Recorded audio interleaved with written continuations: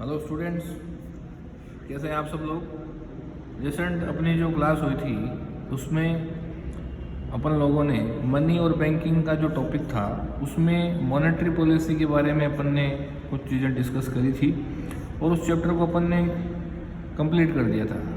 Today we are going to discuss about the new chapter which is government budget and its economy. Government budget and economy.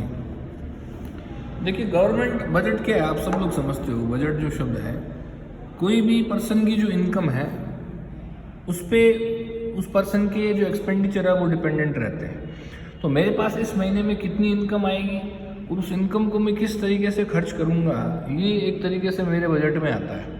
तो government का जो budget है वो भी इसी चीज़ों के ऊपर डिपेंड रहता है, जिससे गवर्नमेंट कुछ चीज़ों में रिबेट देती है और गवर्नमेंट अपनी इनकम का जो पूरा डिस्क्रिप्शन जो है वो ब्यौरा जो है वो अपने को देती है और कहाँ कहाँ गवर्नमेंट इसको खर्च करने वाली है इसके बारे में भी बताती है। साथ ही में सोशल वेलफेयर के जो प्लान्स हैं जो कि गवर्नमेंट्स के अकॉर्डिंग किए जाने वो भी गवर्नमेंट इसमें बता रही है। ठीक बात है। देखिए, मैं बताता हूँ कि स्टार्ट में जो था वो 28 फरवरी या 1 मार्च इसको बजट आता था, गवर्नमेंट बजट, क्योंकि स्टार्ट से इसी डेट को दिया जा रहा था। अब क्या होता है कि पहले बजट आता है, फिर बजट लोकसभा में, राज्यसभा में, है ना, हाउस ऑफ पीपल और हाउस ऑफ कॉमन्स और काउंसिल ऑफ स्टेट, इन दोनों में पास होता है, उसके बाद में इम्प्लीमेंट होता है। तो इसमें क्या टाइम काफ़ी चला जाता है, फिर बरसात इतने में आ जाती है, मई जून में, फिर जुलाई तक जाता है, अप्लाई होता है। इसलिए जब से मोदी गवर्नमेंट आई है तो मोदी गवर्नमेंट ने ये डिसाइड किया है कि ये जो बजट जो है इसको 28 फरवरी या 1 मार्च की जगह इसको 1 फरवरी को लेके आया जाए। समझे? तो एक जो जनरल बजट होता था पहले वो तो अलग आता था, आम बजट जिसको अपन कहते हैं, है ना, जो सबके लिए, पब्लिक के लिए, तो उसको तो जनरल बजट। और रेल बजट जो था वो भी अलग आता था, है ना। तो 2 बजट आते थे क्योंकि स्टार्टिंग से ये परंपरा चल रही थी और कुछ लोगों के दिमाग की बत्ती जली नहीं कि इनको एक भी किया जा सकता है, अलग अलग की क्या जरूरत है। तो मोदी गवर्नमेंट ने एक तो ये रिफॉर्म किया कि 1 फरवरी को कर दिया और सीधा जनरल बजट ही कर दिया इसको। अब रेल बजट जो है वो इसमें इंक्लूड रहता है, रेल बजट जो है वो इसमें इंक्लूड रहता है। ठीक बात है। तो ये सारे रिफॉर्म जो है वो मोदी गवर्नमेंट ने किए। एक बात, अब अपन बात करते हैं कि गवर्नमेंट बजट में किस तरीके की रिसिप्ट्स और किस तरीके के एक्सपेंडिचर है। तो मैं आपको बताता हूँ कि जैसे फर्स्ट ऑफ ऑल अपन बात करते हैं बजट एक्सपेंडिचर। बजट एक्सपेंडिचर, देखिए, बजट एक्सपेंडिचर में 2 तरीके के एक्सपेंडिचर हैं। एक तो है capital expenditure, first one is capital expenditure. देखिए, कैपिटल एक्सपेंडिचर में क्या करता है, क्या होता है कि it creates assets and decreases liability. अगर मेरी जेब से पैसा खर्च हुआ, सपोज करिए, और मैंने सपोज करिए कोई बिल्डिंग खरीदी है या कोई एसेट मैंने खरीदा है, तो मेरी जेब से पैसा तो गया है, लेकिन एक्चुअल में क्या हुआ है कि मैंने एक संपत्ति खड़ी कर ली है, उसकी एवज में पैसा खर्च हुआ है लेकिन एसेट हो गई मेरी। या फिर आप ऐसे सोचो कि मेरे में कोई पैसा मांग रहा था और मैंने उसको वापस क्या कर दिया, रीपे कर दिया उसको मैंने। ठीक है ना। तो कैपिटल एक्सपेंडिचर 2 चीज़ें इंडिकेट करेगा, या तो क्रिएट एसेट करेगा या डिक्रीज क्या करेगा, लायबिलिटी को कम कर देगा। कोई व्यक्ति आप में पैसा मांग रहा था, आपने किसी से बोरोविंग्स ले रखी थी और आपने उसको रीपेमेंट कर दी है। तो इसके एग्जांपल्स क्या क्या हो जाएंगे, एक तो purchase of fix assets, purchase of fixed assets, land and building, plant, machinery, ये सब इसमें आ जाएंगे। और repayment of loans, repayment of loans, ये चीज होगी। दूसरा रेवेन्यू एक्सपेंडिचर क्या होगा। देखिए, रेवेन्यू एक्सपेंडिचर जो है वो रिकरिंग नेचर का होता है एक तरीके से। जैसे आपने इलेक्ट्रिसिटी का बिल इस महीने चुका दिया, अगले महीने फिर चुकाना है, तो it does not create any assets and does not decrease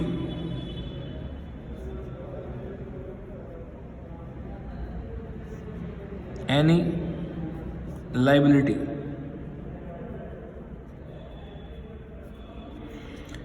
It does not create any assets and does not decrease any liability.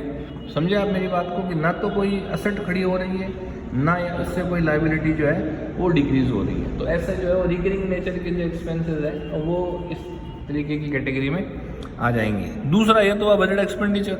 इसके बाद अपन देखते हैं कि budget receipts. Budget receipts. Budget receipt में क्या होगा? First one is capital receipt. अब जैसा आपने कैपिटल एक्सपेंडिचर पढ़ा, इसमें क्या है कि पैसा तो आ रहा है जेब में, लेकिन वो कैपिटल रिसिप्ट की फॉर्म में आ रहा है. इट मीन्स जहां आपने असेट परचेज करी थी, अब क्या हो रहा है कि आपकी जेब में पैसा आ रहा है, लेकिन आपकी वो संपत्ति बेच के आ रहा है. तो संपत्ति कम हो गई, पैसा आया है तो या तो संपत्ति कम होगी, या फिर आपने किसी से उधार ले लिया है, बोरोविंग ली है, तो ये क्या हो जाएगा कि it decreases assets and creates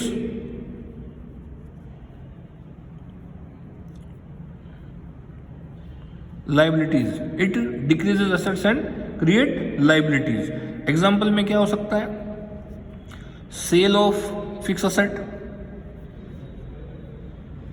sale of fixed assets and borrowings of loans. Borrowings of loans. समझे बात को आप? दो चीज़ें हो सकती है. तो ये तो हुआ आपका कैपिटल रिसिप्ट. इसके बाद बात करते हैं रेवेन्यू रिसिप्ट की. अब गवर्नमेंट की जो रेवेन्यू रिसिप्ट है वो काफ़ी तरीके की हो सकती है. रेवेन्यू रिसिप्ट, देखिए रेवेन्यू रिसिप्ट में भी वही बात है कि पैसा जेब में आ रहा है लेकिन संपत्ति कम नहीं हो रही ना, तो it does not decrease assets and does not create liabilities. Example में क्या हो सकता है? एक तो टैक्स रेवेन्यू हो सकती है गवर्नमेंट की. आप लोग जो इनकम टैक्स और ये जो जीएसटी वगैरह पेड करते हो, tax revenue and non tax revenue.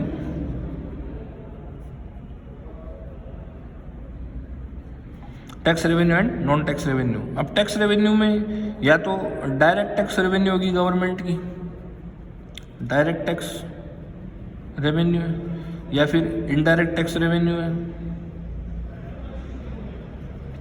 Indirect tax revenue. और जहाँ पे बात चल गई है डायरेक्ट टैक्स की कि डायरेक्ट टैक्स की फॉर्म में गवर्नमेंट के पास पैसा आ सकता है, तो मैं आपको बता दूं कि income tax is the only direct tax, है ना. अब इसमें दो चीज़ें और हो सकती है, इसमें दो चीज़ें और हो सकती है. पेज पलट लेते हैं अपन, और यहाँ मैं आपको बता देता हूँ कि दो चीज़ें और क्या है इसमें डायरेक्ट टैक्स में. देखिए, एक तो होता है progressive tax system. Progressive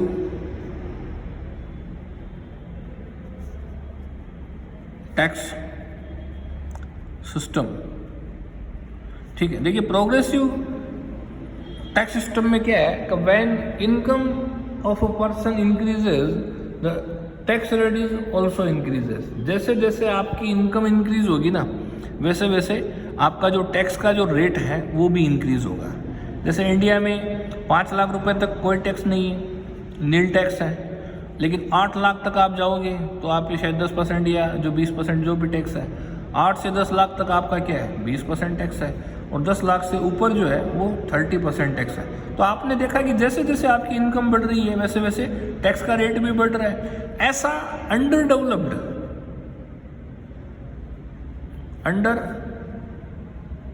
developed या डेवलपिंग जो इकोनॉमीज है वहाँ होता है, क्योंकि वहाँ गवर्नमेंट को पैसे की अभी ज़रूरत है. डेवलपिंग जो इकोनॉमीज़ है वहाँ गवर्नमेंट के पैसे के साधन यही है टैक्स और इनकम टैक्स और ये जीएसटी वगैरह, वेट वगैरह, ये सब उनके साधन है इनकम के ज़्यादा, ठीक है ना। जैसे इंडिया में पेट्रोल और डीजल पे कितना वेट लग रहा है, तो ये गवर्नमेंट की इनकम का एक बहुत बड़ा सोर्स है, क्योंकि लोग डायरेक्ट टैक्स की फॉर्म में तो पैसा देते नहीं है, इसलिए गवर्नमेंट इनडायरेक्ट टैक्स की फॉर्म में पैसा वसूल करती है, ठीक बात है। एक तो प्रोग्रेसिव टैक्स सिस्टम, दूसरा is regressive tax system. Regressive tax system, देखिए रिग्रेसिव टैक्स सिस्टम में क्या है कि अगर आपकी इनकम लो है ना, तो आप पे टैक्स की रेट क्या है, ज़्यादा है। ऐसा डेवलप्ड इकोनॉमीज़ में ऐसा इसलिए है क्योंकि अगर आप कम कमाओगे तो आपको ज़्यादा टैक्स देना पड़ेगा, तो वहाँ आदमी क्या करेगा कि ज़्यादा पैसे कमाता है, तो जो ज़्यादा पैसे कमा रहा है, जैसे जैसे इनकम बढ़ेगी वैसे वैसे टैक्स की रेट क्या होगी, कम होती चली जाएगी। जैसे मान लो 5 लाख पे, एक एग्जांपल दे रहा हूँ मैं आपको किसी भी कंट्री का, कि यहाँ 10% है, और मान लो 8 लाख अगर आपकी इनकम है तो आप पे 5% हो जाएगा, 10 लाख है मान लो तो आप पे 2% हो जाएगा, शायद 10 लाख से ऊपर है भी नहीं, अपने को मालूम नहीं है बाहर का टैक्स स्लैब क्या है। लेकिन ये सिस्टम है कि जैसे जैसे आपका इनकम बढ़ेगा वैसे वैसे आपकी जो टैक्स की रेट है वो क्या होती जाएगी, कम होती जाएगी। ऐसा डेवलप्ड इकोनॉमीज़ में होता है। ऐसा करना इसलिए बढ़िया है कि अगर व्यक्ति कम पैसा कमा रहा है ना, तो ये इकोनॉमी की जीडीपी के लिए भी बढ़िया है, डेवलप्ड इकोनॉमीज़। अगर व्यक्ति कम पैसा कमा रहा है तो ये इकोनॉमी के लिए बढ़िया नहीं है, ज़्यादा पैसा कमाएगा तो इकोनॉमी के लिए खुद के बढ़िया है, प्लस उसकी पर कैपिटा इनकम बढ़ रही है, लिविंग स्टैंडर्ड बढ़ रहा है ना। तो ये जीडीपी के लिए अच्छी चीज़ें हैं, समझे मेरी बात को। इंडिया में क्या है कि लोग टैक्स बचाने के बहाने ढूंढते रहते हैं, इसलिए प्रोग्रेसिव टैक्स सिस्टम गवर्नमेंट ने लगा दिया कि जैसे जैसे आप इनकम बढ़ रही है उस पर क्या है, ज़्यादा टैक्स आप दीजिए। तो these are the form of budget expenditure and budget receipts. Budget expenditure having capital expenditure and revenue expenditure, and budget receipt is having capital receipt and revenue receipt. ये तो हुआ टैक्स रिसिप्ट। अब non tax receipt जो है government की, वो क्या हो सकती है, नॉन टैक्स रिसिप्ट। गवर्नमेंट की रेवेन्यू रिसिप्ट की बात कर रहे हैं। देखिए टैक्स आप गवर्नमेंट को देते हो ना, तो गवर्नमेंट आपको टैक्स वापस देगी, और ना गवर्नमेंट ने आपके इसके लिए कुछ किया है, ना भविष्य में वापस लौटाएगी गवर्नमेंट आपको, तो ये नॉन रिफंडेबल होते हैं। It means tax revenue government की सिंगल साइडेड इनकम है, इसलिए वो रेवेन्यू रिसिप्ट की कैटेगरी में आ रही है, वापस नहीं देनी पड़ रही। कैपिटल में तो अगर आपने किसी से उधार लिया है तो उसको वापस देना पड़ेगा। अगर आपकी कैपिटल रिसिप्ट है, अगर आपने किसी से उधार ले लिया तो वो तो आपको वापस लौटाना पड़ेगा, क्योंकि वो तो कैपिटल रिसिप्ट है। इसीलिए कैपिटल एक्सपेंडिचर में आपने रीपेमेंट ऑफ लोन या रीपेमेंट ऑफ बोरोविंग किया था, और यहाँ आप क्या कर रहे हो, बोरोविंग्स ऑफ लोन कर रहे हो कैपिटल रिसिप्ट में। नॉन टैक्स रिसिप्ट में मैं बता दूं कि जैसे आपको लाइसेंस बनवाना होता है गाड़ी का या और कोई चीज़ का, तो जो लाइसेंस की जो फीस लग रही है वो क्या है, नॉन टैक्स रिसिप्ट में आ रही है। आपको बर्थ सर्टिफिकेट या आपको डेथ सर्टिफिकेट बनाना है, हालांकि इनके चार्जेस नॉमिनली है, लेकिन ये भी क्या है, सर्टिफिकेट है। बर्थ सर्टिफिकेट, डेथ सर्टिफिकेट, इसके भी चार्जेस हैं। आपको लिकर की दुकान खोलने के लिए गवर्नमेंट बोली लगाती है, तो लिकर लाइसेंस चाहिए आपको, या काफ़ी ऐसे सेगमेंट है 4-5 जहाँ पे आपको लाइसेंस की ज़रूरत पड़ती है। अगर आपने हेलमेट नहीं लगाया है, आपके पास लाइसेंस नहीं है, फीस, फाइन्स एंड पेनल्टीज़, तो आपकी गवर्नमेंट ये भी चार्ज करेगी।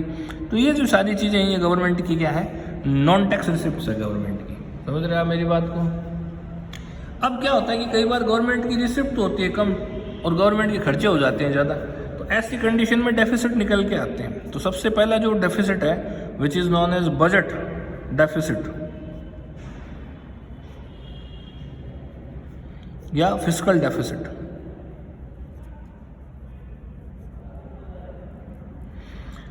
फिस्कल डेफिसिट एफडी से शो करूंगा मैं, और यहां मैं लिखूंगा कि budget expenditure minus budget receipt,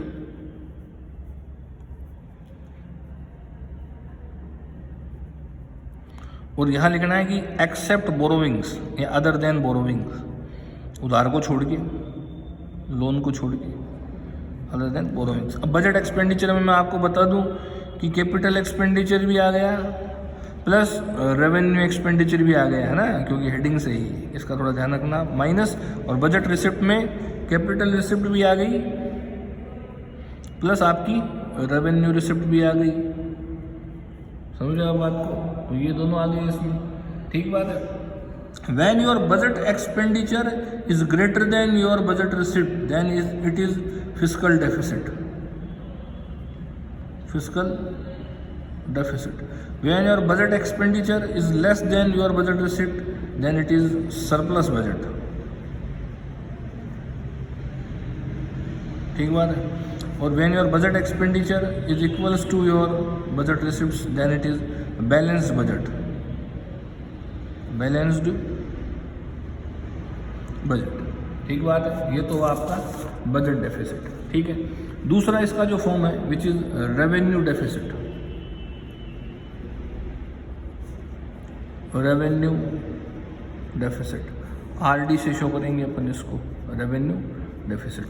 RD का क्या मतलब है मैं आपको बता दूं कि RD is equal revenue expenditure minus revenue receipt, then it is known as revenue deficit. When your RE is greater than RR, revenue expenditure is greater than revenue receipt, then it is deficit budget या revenue deficit budget. Your revenue expenditure is less than revenue receipt, then it is surplus budget.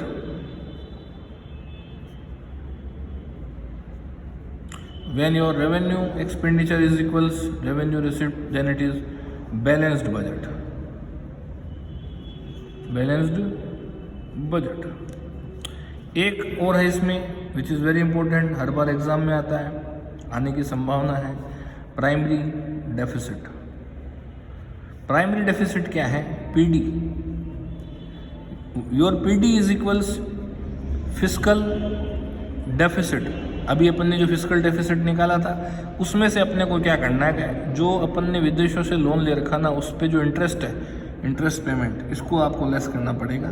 तो आप क्या कर दोगे, fiscal deficit minus interest payment is equal आपका क्या हो गया है, प्राइमरी डेफिसिट हो गया है। समझ में आई बात आपको? और आप यूँ भी कर सकते हो है ना कि इसमें फिस्कल में से ये प्राइमरी डेफिसिट आप ये जोड़ दोगे तो इसमें क्या आ जाएगा, आपके फिस्कल निकल जाएगा पूरा, ठीक है ना। तो आप ये थोड़ा सा ध्यान करें। ये एक चैप्टर अपना पूरा हो गया, छोटा चैप्टर है इसलिए मैंने आपको पहले करवा दिया।